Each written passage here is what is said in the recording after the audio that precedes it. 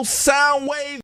It's Thermal Sound Waves, a natural alternative to fast food radio. We here, C.Truth, Kev Lawrence. The show is Thermal Sound Waves, y'all, the natural alternative. And right about this time, we got a guest that's joining us who comes to us from the film world. And he has some interesting things going on in regards to that world, from the Jersey side of things, you know what I mean? Yeah, you know you got to respect that. Oh, you got to respect that. I respect filmmakers.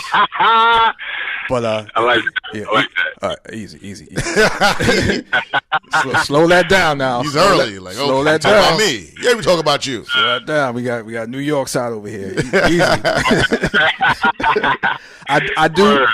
I do respect Jersey though. Definitely do respect Jersey. Definitely. Absolutely. Right. So, Mr. Ray Landski, tell us about yourself, your company, and just whereabouts in Jersey you're coming out from. All right. Well, first of all, listen. Shout out to you for even having me on the show. All right. So I'm very appreciative of the opportunity. I'm Ray Landski. I'm from Newark, New Jersey, and the film is called "You Gotta Respect the Legends of Hip Hop Legacy." This is the Jersey Impact Edition, and it's simply just from a Jersey-born perspective, basically showing you how hip-hop has made an impact in Jersey and how Jersey has made an impact on hip-hop. You know, so it shows the results from the influence, and it shows the influence into artists like Naughty by Nature, Redman, Lords of the Underground, Joe Budden, Rod Digger, the list goes on, and that's basically. Can you hear me? Oh, yeah, we need you to stay put. It sounds like you're trying to parallel parking. I don't think you're good at parallel parking right now. No. Actually, no. It was little Bluetooth era. Little Bluetooth era. Yeah, you dropped out a little bit there after Rod Digger. He trying to blame the Bluetooth. Right. You know that was in parallel parking. You can't parallel park. Don't be lying, son. I ain't respecting that. And the list goes on. Yeah, so originally this documentary was recorded 2006 until 2010. Put in the time capsule, I was advised to let time give it value opposed to just putting it out, because that was around the DVD era. I was a big fan of Smack DVDs and Cocaine City and documentaries, and so that era influenced this action. Gotcha. Now, do you have peoples in there like Double X Posse? You know what? What about part two? Artifacts? Part two. Artifacts is on there. Rest in peace, Tane. Yes. Actually, Double X Posse is for part 3. Actually. Okay. But you will see the preview on part 2. Okay. Oh, that's Poor Righteous Teachers. We're working on it. All right. We're working on it right now as we speak. All right. That's trend, son. That's trend. Teddy Ted. Trend. Special K. They're there. Awesome 2. Yeah, Awesome 2. Awesome 2 was on part 2 and 3. Okay. All right. See, he had to make sure you give you that Jersey check to make sure. Yeah. I had to make sure you had some of the peoples in there, because they're instrumental. Absolutely. Listen, big shout outs to the Awesome 2, Special K, Teddy Ted, and big shout out to the Hackensack Brewery. They showed the project mad love. So shout out to Mike Jones. So what made you want to start this documentary though? All right. So like, why is it that important? Because I didn't think.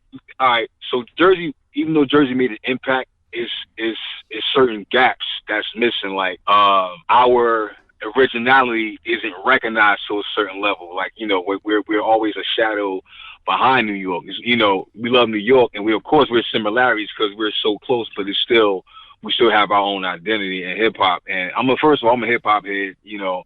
I was damn near born into it. Since a kid, like a baby, probably like 4 or 5 years old, listening to hip hop. And again, you go places, and outside of Jersey, and it'll still be that, like, they'll give LA, they'll give Texas, and then they say Jersey, but they like, I'm like, nah, somebody got to speak up, and and that influenced it pretty much. That pretty much influenced it. Absolutely. Now, speaking of Jersey with the hip hop, are you also implementing in your project the soulful house music? Yes, not in this particular edition, but we're actually setting up for that because that music. House music represents Jersey culture pretty much stronger than hip hop. So at some point, because I want to make sure. Hold on, I want to make sure I give a big shout out to Illinois for the warehouse music, which is house music too. But in addition to that, when it hit Jersey, it hit different, and I think that deals with the church. Because you got Whitney Houston and them, and just a lot of people coming out of there, and then you had groups like Foundation that had that mixture of the two, the gospel and the house. Right, that goes heavy, and that's just a different, maybe you could say a subgenre, but it's its own thing. Yeah. And like you just mentioned, it goes. You can't see Jersey without saying soulful house music. Right. Yeah. It's like I said, the club house music. It represents a Jersey culture, like it separates. Actually, we have an artist by the name of 151 Unicorn, Kurt Cobain. He mixes hip hop with house music, and you could say he's the first one to do it. Initially go.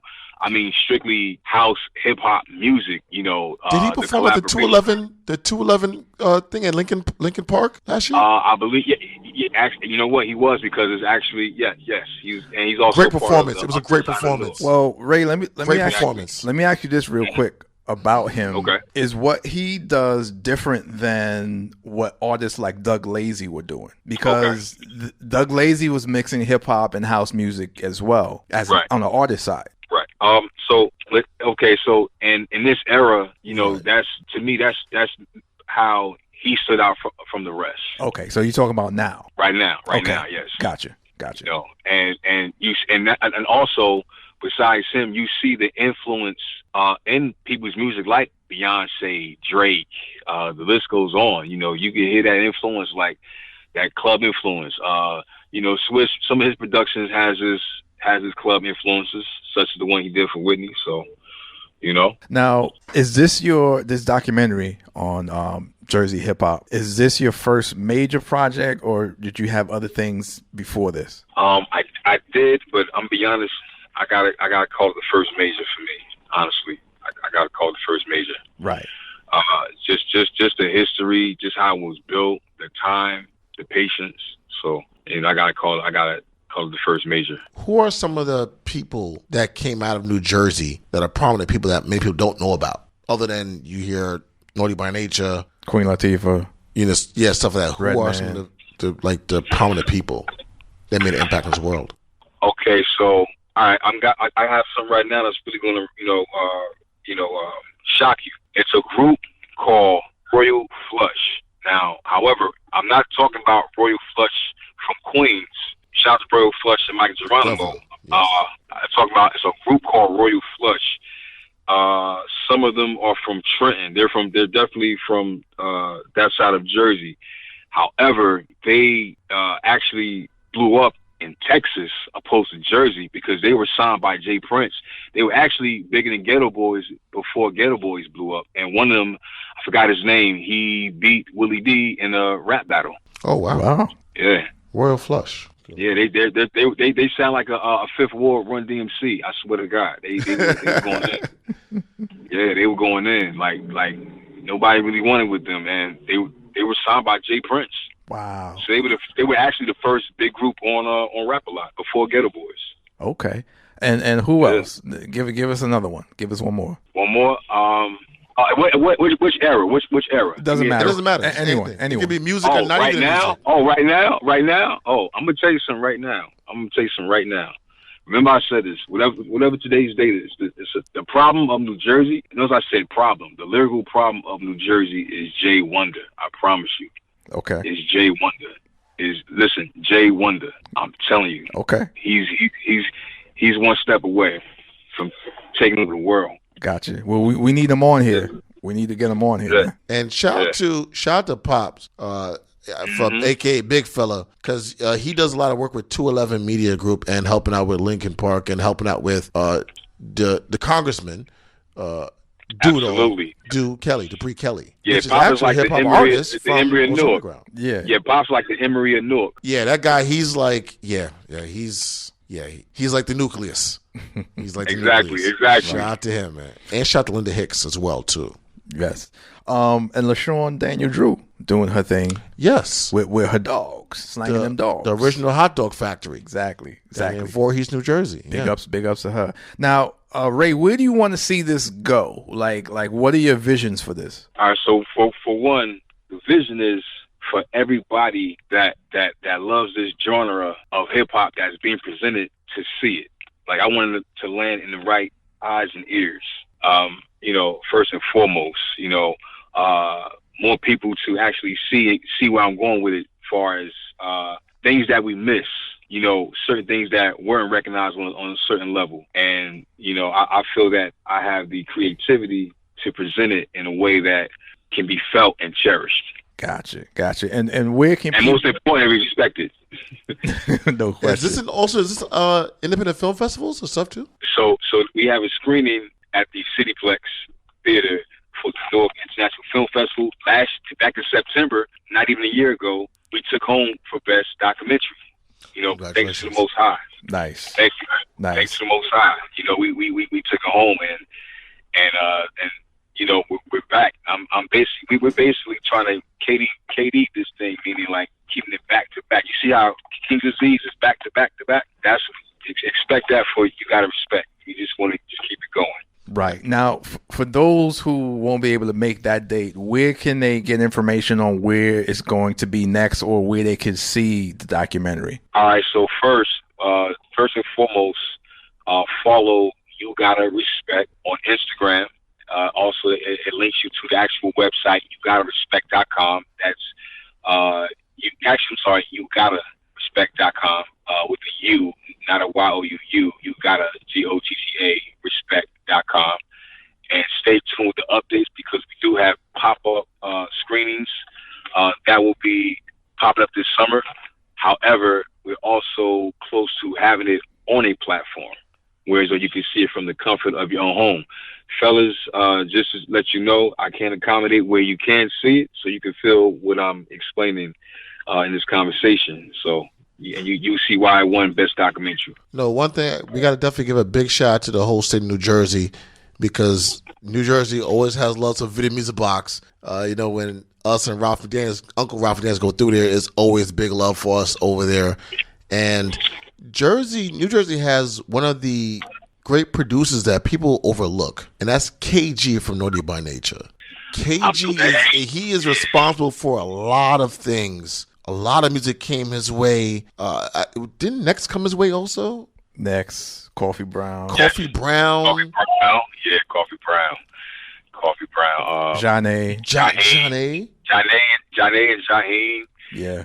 He also produced for like outside of his camp. He produced for like the Rascals. Destiny Child. The Rascals were a group also. Shout out to Fame. So also shout out to the whole Ill Town movement. Like they put it down, But KayGee, be honest, is so overlooked. Hip hop R&B, he goes back and forth with it easily. See, and guess what? It correlates with what I'm doing, because guess what? KayGee will be on part 3. And tell you the truth, KayGee helped me get this started. I'm be honest. KayGee I'm gonna say this. KayGee from Naughty by Nature helped me get this project started, and I ran with it. No question. Big up to KayGee on here. Yeah, we need to get him on here too. KayGee, Jay Wonder, we need you to help us on that, Ray. Yes. Unicorn. We gotta get Unicorn. Listen, I can definitely make that happen.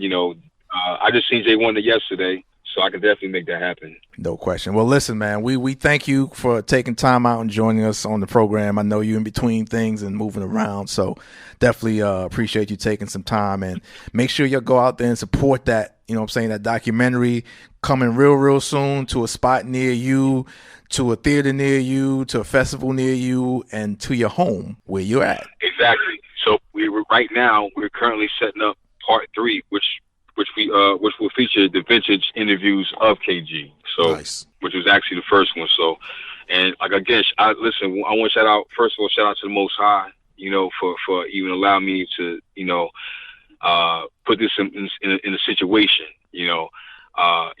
much love to everybody that supported the project. Much love to, Thermal Soundwaves Radio, C.Truth, Kev Lawrence, And listen, man, you know, this is a dream come true for me because I was a kid watching Video Music Box. You get what I'm saying? Yes, So, sir. you know, I was a little kid seeing KayGee rap video before everybody, before my hood, you know. So, Road to the Riches, I never forget that. So, Yeah. you know, yeah. Absolutely. Yeah. Now you're doing it. So congratulations to you and your staff. Appreciate it. And Shout get a out to better everybody Bluetooth, son. contribution. Nah, get a better Bluetooth. You Get a better and work Bluetooth. on your parallel parking. Go work on your parallel All right, parking. definitely. Should be ashamed of yourself. City guy that can't parallel park properly. Be ashamed of yourself. All right, Ray. Listen, have a great one. Yes, All sir. right, take care. Yes. Pops. You got it. Peace. It's Thermal Sound Waves, the natural alternative to fast food radio. We here, C.Truth, Kev Lawrence. Thermal Sound Wave.